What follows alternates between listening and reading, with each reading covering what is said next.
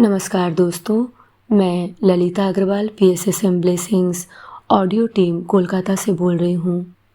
पिछले ऑडियो में हमने जाना कि टॉरकॉम जी अर्जेंटीना एयरलाइंस में यात्रा कर रहे हैं और फ्लाइट से प्राकृतिक दृश्यों का वर्णन कर रहे हैं।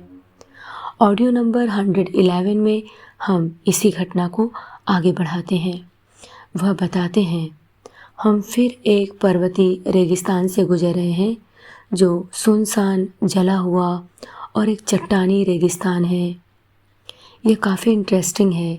इसका रंग ऐश कलर है। ऐसा लगता है यहाँ कोई दुर्घटना घटी थी या फिर महासमुद्र से कोई भूखंड आया है जिसे बहुत ज़्यादा दिन नहीं हुए। यहाँ ऊंचे रेगिस्तान के मध्य एक बड़ी सी झील है जहाँ इंसानी आवास का कोई चिन्ह नहीं है। ब्यूनोस एयर्स में लैंड करने से पहले हमारे पास 2.5 घंटे और हैं। हम 41,000 फीट की ऊंचाई पर उड़ते हुए चाइल और बोलिविया से होकर गुजर रहे हैं। अब सब कुछ बादलों से घिरा हुआ है, लेकिन बादल हट रहे हैं। बर्फीले पहाड़ों की ऊंची चोटियां दिखाई पड़ रही हैं। मैं सोच रहा था कि काश मैं पेंटर होता।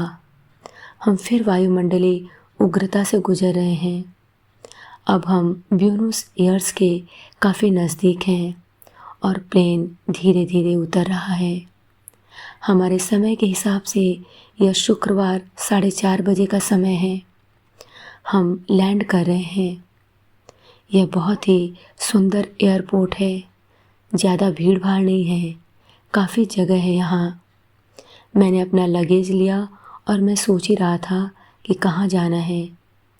तभी मेरे बगल में खड़े एक व्यक्ति ने मुझसे कहा, क्या आप यूनाइटेड स्टेट्स से हैं? मैंने कहा हाँ।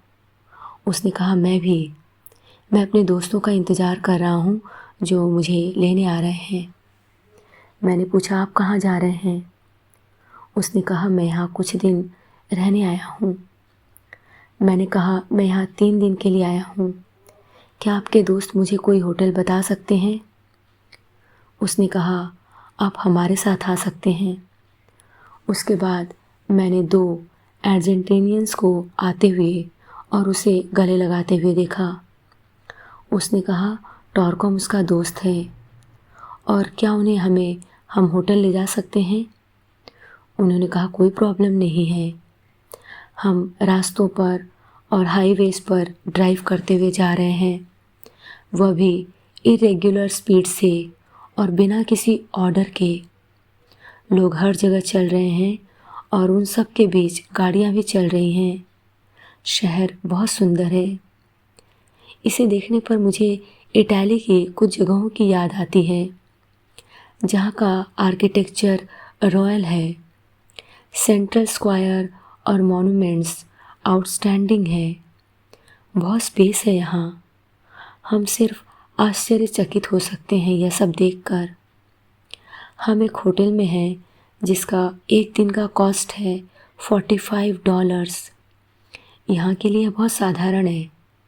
इसके बाद की कीमत है $130 प्रतिदिन।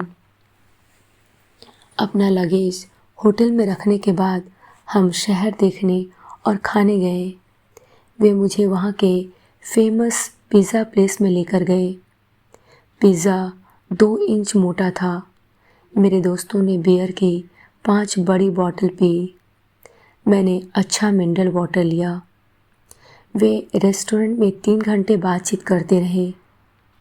उसके बाद हम साइट सीइंग के लिए चले गए। इमारतें बहुत सुंदर हैं।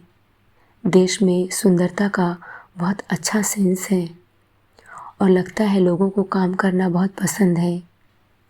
यहाँ की औरतें सुंदर हैं, लेकिन बहुत सारे एडवर्टीज़मेंट्स में औरत एक सेक्स सिंबल की तरह यूज़ की जाती है। यहाँ हर चीज़ बहुत महंगी है। एक पेयर जूतों का दाम $100 से $200 तक है। कोडक फिल्म $14 की है। महंगाई बहुत ज़्यादा है, लेकिन आज शुक्रवार है और लोग हर जगह पैसे खर्च कर रहे हैं।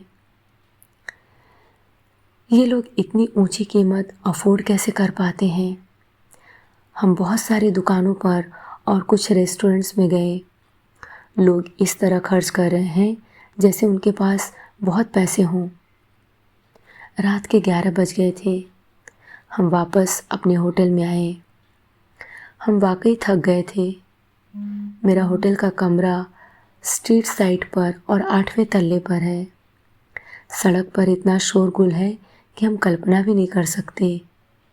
लेकिन फिर भी मैं सुबह 7:30 बजे तक सोता रहा।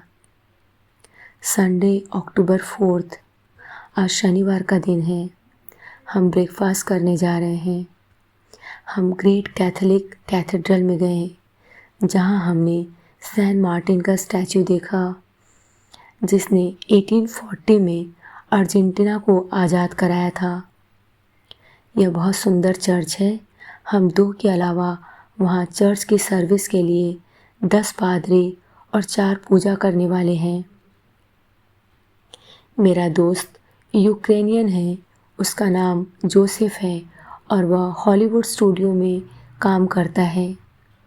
वह शादीशुदा नहीं है, लेकिन 8 सालों से एक लड़के के साथ रह रहा था, जिसने उसे छोड़ दिया क्योंकि मेरे दोस्त ने उससे शादी नहीं की। वह विभिन्न तरह के पैसों और स्टैम्प्स को कलेक्ट करता है। हम एक गवर्नमेंट हाउस में भी गए, जिसके सामने 2 गार्ड्स खड़े थे और जो बिना किसी मूवमेंट के वहाँ खड़े थे। मुझे अपनी आँखों पर विश्वास नहीं हुआ। वे बिल्कुल मोशनलेस थे। हर 2 घंटे पर वे गार्ड्स को चेंज करते थे। उसके बाद हम डाउनटाउन गए, जहाँ स्वतंत्रता का प्रतीक था एक औरत जो एक मीनार और एक खजूर की डाली को पकड़े हुए है। उसके बाद हमने पोस्ट ऑफिस देखा।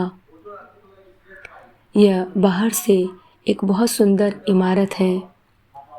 स्टोन के पिलर्स और मार्बल की सीढ़ियाँ हैं, लेकिन जब मैंने अंदर से देखा तो हैरान रह गया।